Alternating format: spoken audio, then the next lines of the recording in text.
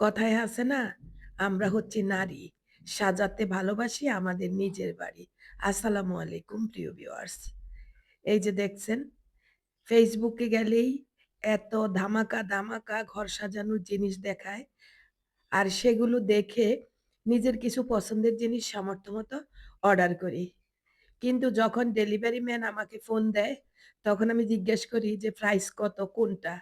আমার মনে থাকে না। যাই হোক অনেক কিছু কিনেছি। সব এক জায়গায় গুছিয়ে রেখেছিলাম, খোলা হয়নি। আজকে সবকিছু বের করে দেখে নিলাম কি, কি কিনলাম আর আপনাদের সাথেও শেয়ার করলাম। আমার মতো যারা ঘর সাজাতে পছন্দ করেন, আমি আমার নিজের চেয়ে আমার ঘরকে সাজাতে বেশি পছন্দ করি।